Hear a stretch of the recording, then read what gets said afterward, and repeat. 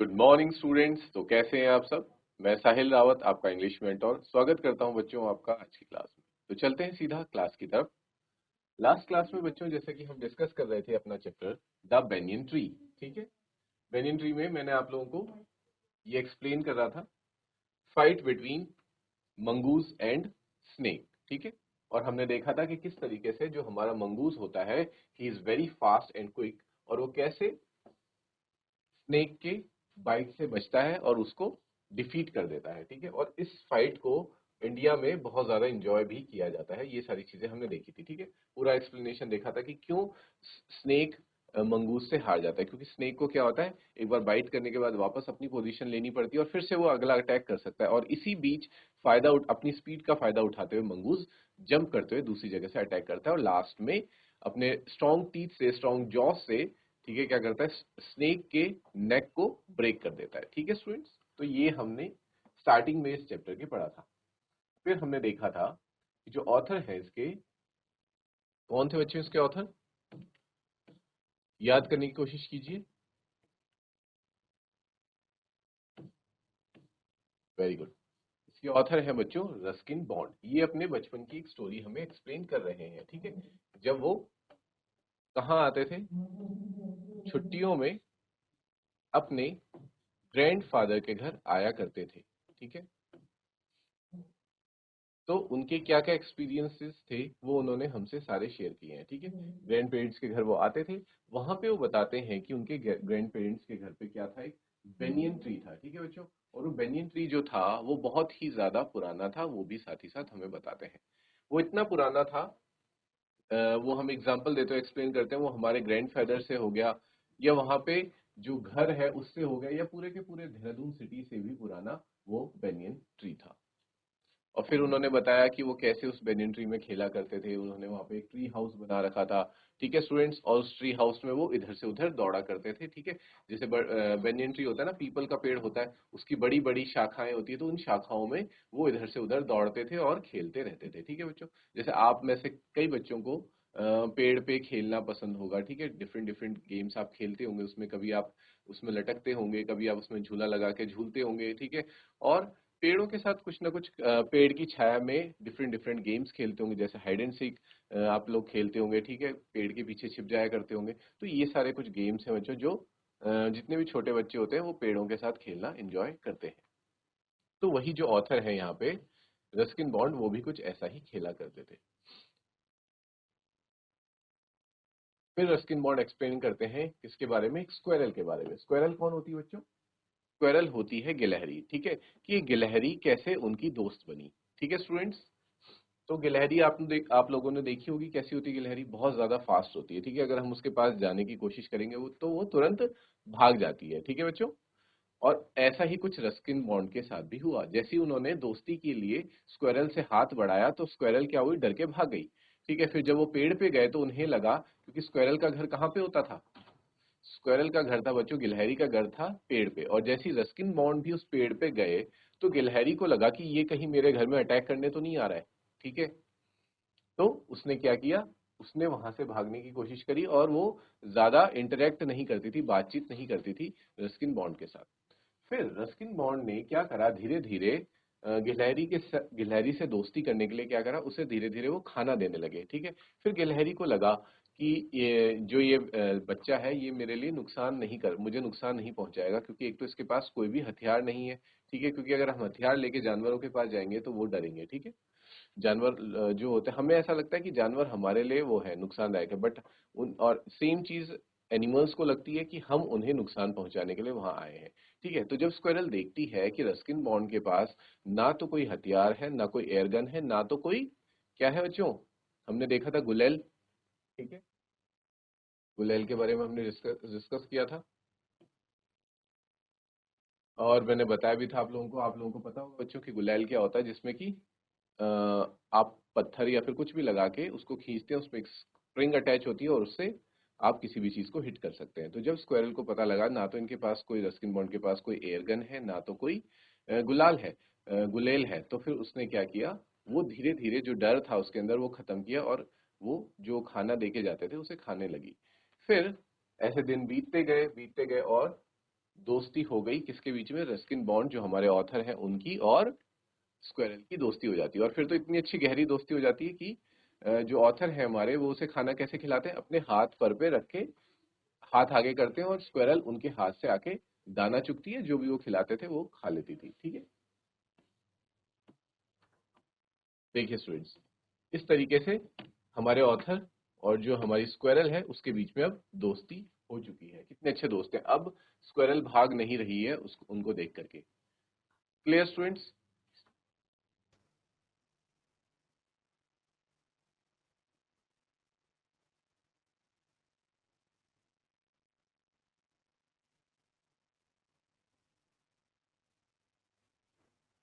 Okay, तो आगे बढ़ते हैं students. In the spring, when the banyan tree was full of small red figs, birds of all kinds would flock into its branches. The red-bottomed bulbul, cheerful and greedy, parrots, myna, and crows squabbling with one another. During the fig season, the banyan tree was the noisiest place in the garden. ठीक है students, अब आता है कौन सा, spring season. वसंत का महीना आ चुका है और वसंत के महीने में क्या है, बहुत सारे फूल खिले हुए हैं बेनियन ट्री में, हमारे पीपल के पेड़। ठीक है, और जब फूल खिलते हैं तो बच्चों क्या होता है, बहुत सारी बर्ड्स वहां आकर के बैठती हैं। ठीक है, उसकी ब्रांचेस पे, ब्रांचेस यानी कि शाखाओं पे बर्ड्स आके बैठती हैं। उन बर्ड्स में से कौन कौन सी बर्ड्स बैठ रही हैं, देखो, एक है रेड बॉटम बुलबुल। ठीक है, बुलबुल जो कि नीचे से कैसी होती है, थोड़ी लाल रंग की होती है। Cheerful and greedy parrots, parrots कौन होते हैं बच्चे, तोते। ठीक है, तोते भी आकर के बैठते हैं। मैना आके बैठती है, क्रोज यानी कि कौवे आकर के बैठते हैं। ठीक है, और ये आपस में कैसी आवाजें निकालते हैं, जैसे जो बर्ड्स होती हैं स्टूडेंट्स, वो आवाज निकालती है ना अलग अलग तरीकों की। इसलिए बोला गया है कि जो स्प्रिंग सीजन था वो पूरे साल भर का सबसे नॉइजिएस्ट मंथ हो जाता है, या फिर आप बोल सकते हैं नॉइजिएस्ट प्लेस बन जाती है बेनियन ट्री। नॉइजिएस्ट प्लेस क्यों बन जाता है बेनियन ट्री, क्योंकि वहाँ पे डिफरेंट डिफरेंट बर्ड्स आकर के बैठी हैं, they are making different different sounds. ठीक है, that's why the author is saying that the banyan tree becomes the noisiest place during the spring season. Clear students? तो अगर ये क्वेश्चन आपके एग्जाम में आया कि why did the banyan tree become the noisiest place in the garden या फिर in spring season, तो I hope you would be able to answer the question. आप बोलेंगे कि जो बेनियन ट्री है वो स्प्रिंग के महीने में या फिर पूरे गार्डन में सबसे ज्यादा शोरगुल वाला एरिया इसलिए बन जाता है क्योंकि वहाँ ड्यूरिंग स्प्रिंग सीजन क्या होती है, बहुत सारी बर्ड्स आती हैं। और आप उन बर्ड्स का नाम भी बताएंगे, red bottom Bulbul, parrots, cheerful and ग्रेडी parrots. ठीक है, ग्रेडी पैरेट्स इसलिए बोला गया, ग्रेडी का मतलब होता है बच्चों लालची। लालची इसलिए बोला गया पैरेट्स को, तोतों को, क्योंकि तोते क्या होते हैं, वो क्या होते हैं बच्चों, फसल खराब कर देते हैं ना। ठीक है, अगर कोई फ्रूट्स वगैरह लगाए वगैरह हो तो फसल खराब हो जाती है।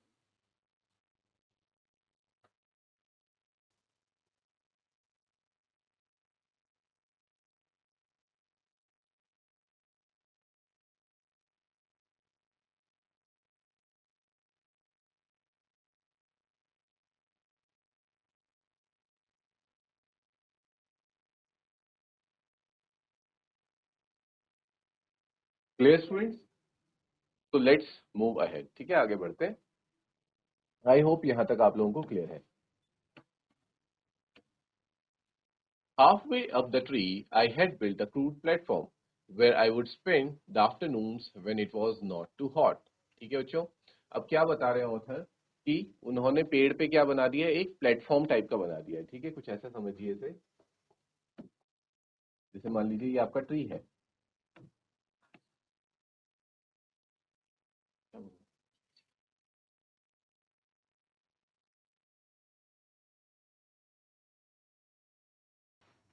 ओके स्टूडेंट्स, ठीक है, तो मैं आपको बता रहा था कि ऑथर ने क्या किया है, जैसे ये ट्री है और इसकी कोई ब्रांच है तो वहां पे क्या बना दिया, एक प्लेटफॉर्म बना दिया है। प्लेटफॉर्म यानी कि एक चबूतरा टाइप का बना दिया जहां पे कि वो क्या करते हैं, आराम करते हैं, रेस्ट करते हैं। Clear students?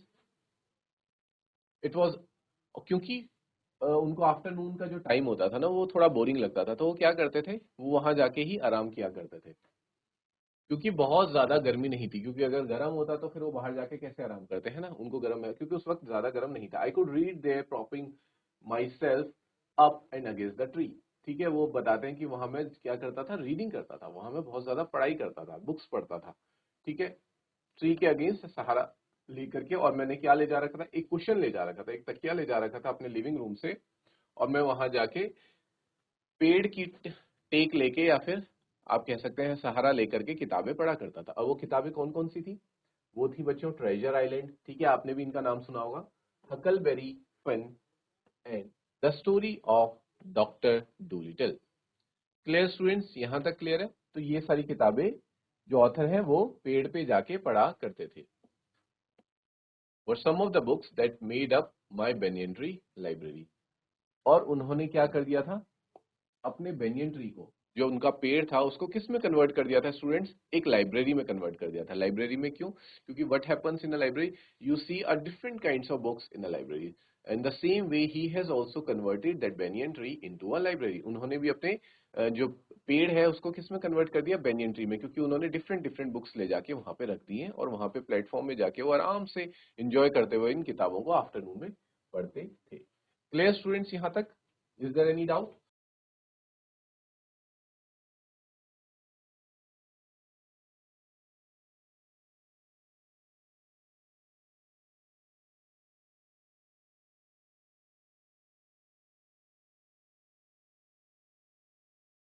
ओके स्टूडेंट्स, तो आगे बढ़ते हैं अपने नेक्स्ट पैराग्राफ में। When I did not feel like reading, I could look down through the leaves at the word below. और हमेशा ही ऐसा नहीं होता था कि ऑथर का मन करता था पढ़ते रहने का। ठीक है, कभी कभी उनका मन ये भी होता था कि मैं आज पढ़ाई नहीं करता, पढ़ाई मतलब बुक्स रीड नहीं करता।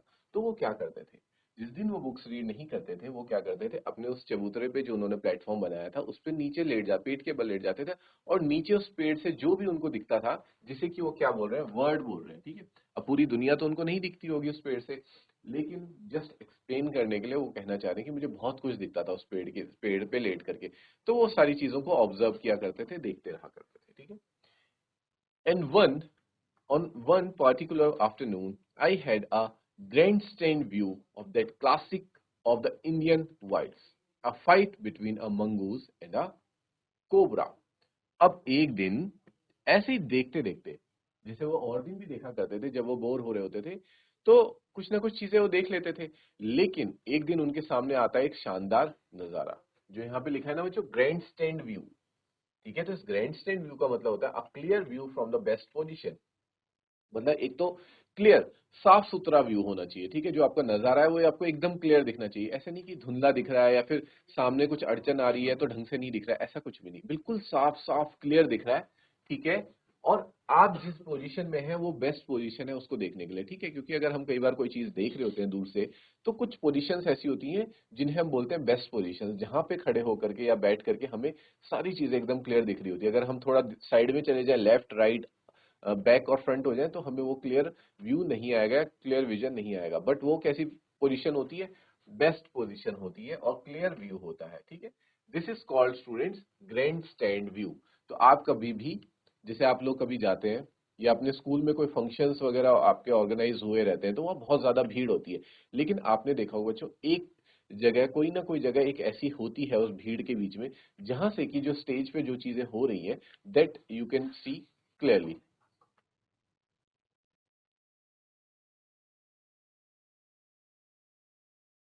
ओके स्टूडेंट्स, तो ग्रैंड स्टैंड व्यू आप लोगों को समझ आ गया, ऐसी जगह, ऐसा व्यू जहां से आपको सारी चीजें एकदम क्लियर सुनाई दे और क्लियर दिखाई दे। Clear students, let's move ahead then. ठीक है, तो ऐसे ही जब वो एक दिन देख रहे होते हैं ये, तो उन्हें क्या दिखता है? उन्हें दिखती है फाइट हो रही होती है, किस किस के बीच में? मंगूज और कोबरा के बीच में। तो अब हम बच्चों जानेंगे कि वो फाइट कैसी थी। ठीक है, the warm breezes of approaching summer had sent everyone, including the gardener, into the house. Yeah, I was feeling drowsy myself, wondering if I should go to the pond and have a swim with Ramu and the buffaloes, when I saw a huge black cobra gliding out of a clump of cactus. At the same time, a mongoose emerged from the bushes and went straight for the cobra. ठीक है बच्चों, तो बताते हैं, पूरे scene को explain कर रहे हैं कि हुआ क्या था उस दिन। ठीक है, जिस दिन वो फाइट हुई थी उस दिन शुरुआत में क्या क्या चीजें हुई। तो क्या हो रहा था बच्चों, क्योंकि जो गर्मियां है ना, वो गर्मियां आ रही थी। ठीक है, तो जब गर्मियों के आने से पहले क्या होता है, गरम गरम हवा की ब्रिजेस कहते हैं, गरम हवा चलने लगती है हल्की हल्की। तो गरम हवा चलती है जब बाहर, तो बच्चों सब लोग क्या करते हैं, अपने घर में चले जाते हैं। तो उसी तरीके से उस दिन जो वहां पे गार्डनर था, ठीक है, जो गार्डन में हुआ करता था, वो भी अपने जो अपना रूम होगा वहां चला गया। ठीक है, और हमारे ऑथर भी खुद भी, वो भी अंदर जाने वाले थे, या फिर वो ये कहते हैं कि मुझे भी ड्राउजी सा फील हो रहा था, मतलब नींद आ रही थी, मुझे थकान सी हो रही थी। तो मैं सोच रहा था क्यों ना पौंड में जाके रामू के साथ नहा लूं, क्योंकि रामू वहां क्या कर रहा होगा, अपनी बफेलोज को नहा रहा होगा। ठीक है बच्चों, आप अगर गांव से बिलोंग करते हैं, जिन बच्चों ने देखा है बफेलोज एंड काउस को, तो जानते होंगे कि दिन के वक्त क्या करती हैं बफेलोज और काउस, जो होते हैं, जो एनिमल्स होते हैं, उनके लिए जो एक जगह बना रखी होती है, ठीक है, काइंड ऑफ पॉन्ड बना रखा होता है, वहां पे जाके वो लोग क्या करते हैं, स्विम करते हैं और अपने आप को कूल डाउन करते हैं, और साथ ही साथ पानी वगैरह भी पीते हैं, क्योंकि बच्चों उनकी बॉडी में क्या हो जाता है, बहुत ज्यादा हीट हो जाती है, जिसको कि उन्हें ठंडा करना होता है, इसलिए वो पानी में जाके आराम से बैठ जाते हैं। तो जो रामू है, वो बफेलोज को वहां नहला रहा होता है। तो हमारे जो ऑथर है वो भी ये सोचते हैं कि चलो ठीक है, मुझे भी थकान सी महसूस हो रही है, गर्मी सी लग रही है, तो मैं भी जाके नहा लेता हूँ। लेकिन उससे पहले उन्हें क्या दिखता है बच्चों, एक दृश्य दिखता है जहां पे क्या होता है, कैक्टस कैक्टस प्लांट्स जो है, उनके बीच में से कौन निकलता है, एक ह्यूज ब्लैक कोबरा। ह्यूज का मतलब होता है बच्चों, बहुत ही विशाल, एक बहुत बड़ा कोबरा वहां से निकलता है। ठीक है, gliding out of the clump of cactus, मतलब बाहर कैसे निकलता है, जैसे आपने देखा है ना सांप कैसे सरक सरक के निकलते हैं, उस तरीके से।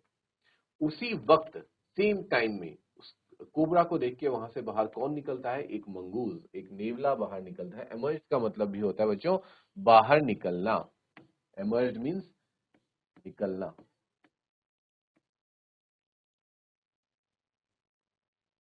फ्रॉम द, और मंगूज कहां से है, बुशेस। बुशेस मतलब बच्चों झाड़ियां। तो जो हमारा कोबरा है वो आया है कैक्टस के पीछे छुपा हुआ था, और जो मंगूज है वो कहाँ छिपा हुआ था, वो झाड़ियों में छिपा हुआ था। तो जैसे ही मंगूज कोबरा को देखता है बाहर निकलते हुए, मंगूज भी उसके पीछे पीछे वहां आ जाता है। आगे बढ़ते हैं स्टूडेंट्स। ठीक है, यहाँ पे कुछ टर्म्स हैं, उनको देख लेते हैं। ग्लाइडिंग। ग्लाइडिंग का मीन होता है मूविंग स्मूथली, जैसे मैंने आपको बताया ना स्नेक कैसे मूव करता है, इस तरीके से स्मूथ तरीके से, ऐसे ऐसे करके, जैसे स्नेक मूव करते हैं, उसी को बोला गया है ग्लाइडिंग। क्लम्प होता है ग्रुप। ठीक है, where was that word, clump of cactus. हाँ, मतलब इसका मतलब ये है कि सिर्फ और सिर्फ एक कैक्टस नहीं था। ठीक है, क्योंकि एक कैक्टस होता तो कोबरा वहां पहली बार छुप ही नहीं पाता, बहुत बड़ा होता है कोबरा और विजिबल रहता। लेकिन वो बहुत सारे कैक्टस थे, ग्रुप ऑफ कैक्टस था, तो उनके पीछे से निकलता है। ठीक है, तो क्लम का मतलब होता है बच्चों ग्रुप ग्रुप ऑफ बुशेस और ट्रीज। तो ये आप याद रखेंगे, it's a kind of collective noun also, कि जब कभी भी आपको झुंड बताना हो, ट्री का झुंड या फिर बुशेस का, झाड़ियों का झुंड, तो आप बोलेंगे क्लम। एमर्ज का मतलब वही होता है जो मैंने आपको बताया था, केम आउट, निकलना। ठीक है, और clearing, clearing means an open space in a forest where there are no trees. और वो कहाँ पे आ गए थे, ठीक है बच्चों, वो एक ओपन स्पेस में आ गए थे, जहां पे ना तो छिपने के लिए कोई झाड़ियां थी, ना कोई पेड़ थे, तो उस स्पेस को बोलते हैं clearing space. Clear students, so let's move ahead now. आगे बढ़ते हैं। इन अ क्लियरिंग बीनीथ, देखो बोला है ना, क्लियरिंग, नीचे, बीनीथ मतलब नीचे, जो एकदम बिना पेड़ और बिना झाड़ियों वाली जो जगह थी, the banyan tree in bright sunshine, और सनशाइन उस टाइम कैसी थी, बहुत ज्यादा तीखी धूप थी। The came face to face, मतलब फेस टू फेस का मतलब था बच्चों आमने सामने एक दूसरे के। ठीक है, जैसे दो दुश्मन आमने सामने आ जाते हैं ना, फिर क्या होता है, फाइट होती है, तो उसी को बोलेंगे आमने सामने, face to face.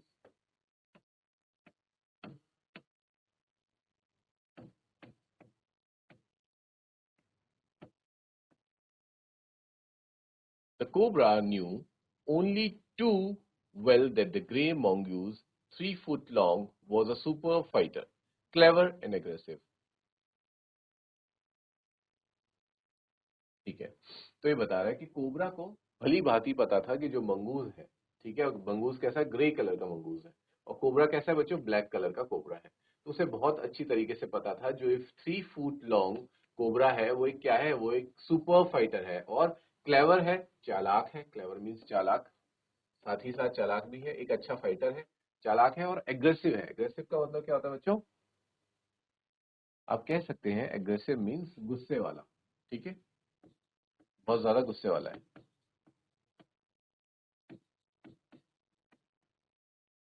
But the cobra too was a skillful and experienced fighter. लेकिन साथ ही साथ जो हमारा कोबरा है वो भी कोई मामूली नहीं है, ठीक है, वो भी एक स्किलफुल, स्किलफुल मतलब युद्ध कौशल, लड़ने की जो कुशलता है वो उसके अंदर भी है। And experienced fighter, experienced fighter मतलब ऐसा नहीं कि वो पहली बार कोई फाइट लड़ने जा रहा है, वो पहले कई बार फाइट लड़ चुका है, तो उसको बोलेंगे एक्सपीरियंस्ड फाइटर है हमारा कोबरा। तो मतलब जो टक्कर है वो एकदम मुकाबले की, मतलब बराबरी की टक्कर है, ठीक है, मुकाबला बराबरी का है। He could move swiftly and strike with the speed of light. The sacks behind his long, sharp fangs were full of deadly poison. It was to be a battle of champions. ठीक है students, बता रहे हैं उसके बारे में, cobra के बारे में, कि वो कैसे स्विफ्टली मूव कर सकता है। स्विफ्टली मीन्स हमने भी पढ़ा था स्मूथली, ठीक है, तो स्विफ्टली बहुत स्मूथ तरीके से मूव करता है। और स्ट्राइक, स्ट्राइक का मतलब होता है बच्चों हमला करना। हमला कैसे करता है? स्पीड ऑफ लाइट से, यानी कि बिजली की रफ्तार के साथ वो अपना हमला करता है।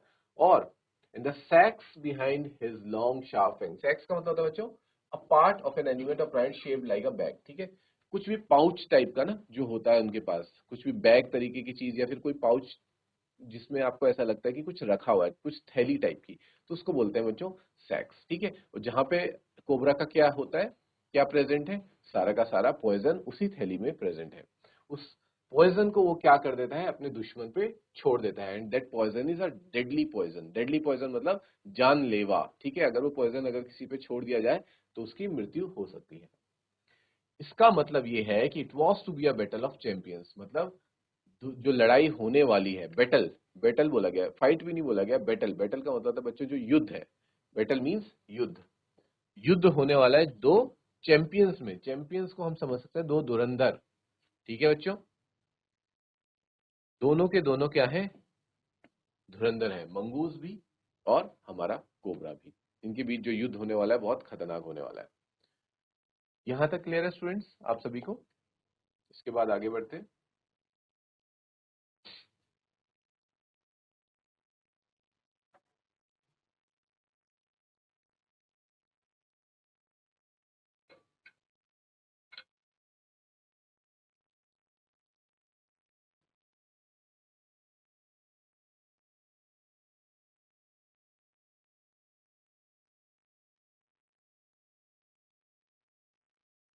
Okay students, let's move ahead.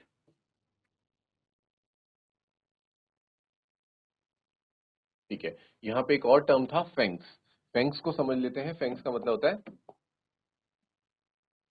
Long sharp teeth of a snake और डॉग, ठीक है। स्नेक के आपने जो देखे होंगे बच्चों, दो दांत ऐसे होते हैं, ठीक है, मान लीजिए ये स्नेक है, ठीक है, अब ये जैसे बना होगा इस तरह से दो दांत होते हैं, जहां पे क्या होता है उसका पॉइजन होता है। और उसी तरीके से सेम बच्चों आपने वो दो दांत जो शार्प वाले टीथ्स होते हैं वो आपने किसके भी देखे होंगे, लायन के, टाइगर के, या फिर आपने डॉग के भी देखे होंगे। तो जो पैने नुकीले दांत होते हैं उन्हीं को कहते हैं स्टूडेंट्स फैंग्स। तो आप याद रखेंगे इस टर्म को, फैंग्स, ठीक है। तो जब कभी भी आप किसी के शार्प टीथ को देखेंगे तो आप क्या बोलेंगे? उन्हें फैंग्स बोलेंगे, ठीक है students, clear? Let's move ahead now. Okay,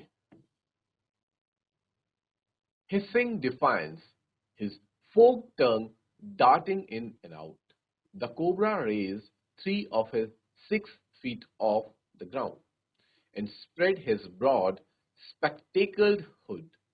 The mongoose bushed his tail. The long hair on his spine stood up. ठीक है, तो अब बता रहे हैं कि कैसे फाइट की शुरुआत होने जा रही है।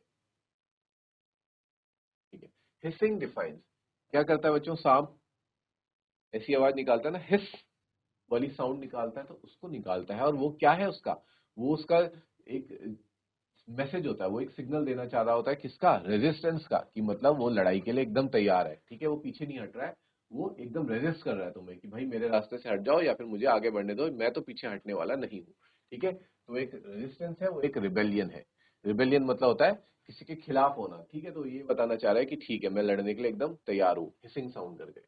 His forked tongue darting in and out. Dart means होता है move quickly and suddenly. ठीक है, तो बता रहे, आपने देखा होगा स्टूडेंट्स, सांप अपनी जो जीभ होती है उसको कैसे करता है, अंदर बाहर करता है ना, फटाफट, बहुत स्पीड के साथ, उसी को बोला गया है बहुत स्पीड के साथ, मतलब होता है डार्ट। ठीक है, मूव क्विकली।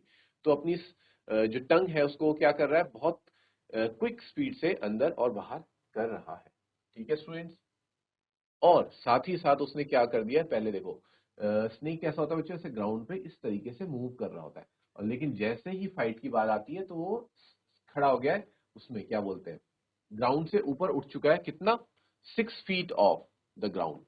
ठीक है स्टूडेंट्स, इतना 6 फीट ऊपर उठ चुका है वो, और उसने साथ ही साथ क्या कर दिया है, स्पेक्टिकल्ड हुड, मतलब उसने जो अपना फन है, कहते हैं ना सांप का फन होता है, तो उसने अपना फन भी खोल दिया, क्योंकि नॉर्मली सांप एक नॉर्मल पोजीशन में रहता है, उसका जो नेक है वो नॉर्मल रहता है, लेकिन जैसे ही जब उसको फाइट करना होता है या फिर किसी को डसना होता है तो वो क्या कर देता है, अपने फन को इस तरीके से ऐसा कुछ पोजीशन बना लेता है स्टूडेंट्स, और वो इस तरीके से खोल देता है, तो that is called spectacled hood. ठीक है, ये तो बात हुई हमारे स्नेक की, स्नेक ने अपनी पूरी पोजीशन ले ली है लड़ाई करने के लिए। अब देखते हैं मंगूज क्या कर रहा है। Mongoose push his tail, mongoose क्या कर रहा है, अपनी जो उसकी पूंछ है उससे वो कर रहा है, बुश्ड हिज टेल, अपनी पूंछ को तैयार कर रहा है। पूंछ को तैयार करने का मतलब एकदम पोजीशन ले रहा है जंप करने के लिए और अटैक करने के लिए। The long head on his spine stood up, और जो उसकी स्पाइन यानी कि उसकी कमर पे जो लंबे लंबे बाल हैं वो क्या हो गए, क्योंकि वो बहुत ज्यादा अब कैसा हो गया, एग्रेसिव हो चुका है और अलर्ट हो चुका है। जब हम अलर्ट होते हैं तो क्या होता है, हम पूरी तरह से वो हो जाते हैं ना, तो वैसी सेम जो हमारा मंगूस है उसके बाल, जो कमर पे जो बाल हैं वो सारे अब एकदम खड़े हो चुके हैं, जो कि इस बात को सिग्नल कर रहे हैं, इस बात का सिग्नल दे रहे हैं कि मंगूस अब फाइट के लिए एकदम रेडी है। Clear students?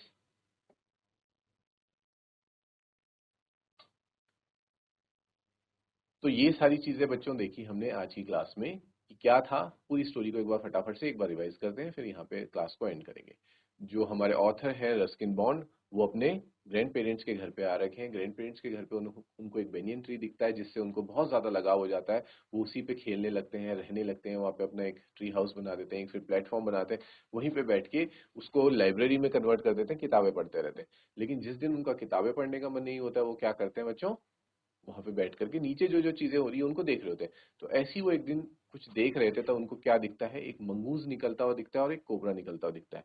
ठीक है, अभी इन दोनों की होगी फाइट के लिए, वो दोनों एकदम तैयार हैं। ठीक है, तो हमें बताया जा रहा है कि किस तरह से स्नेक अपने आप को तैयार कर रहा है फाइट के लिए, और मंगूज ने अपने आप को तैयार कर दिया है फाइट के लिए। ठीक है स्टूडेंट्स, तो आज की क्लास में इतना रखेंगे। नेक्स्ट क्लास में जानेंगे कि किस तरह से फाइट होती है मंगूज और स्नेक की, और इन दोनों में से कौन हमारा विनर होता है, कौन जीतता है, कौन दूसरे को मार देता है। ठीक है स्टूडेंट्स, तो till then take care, have a good day, and will meet in next class. Thank you.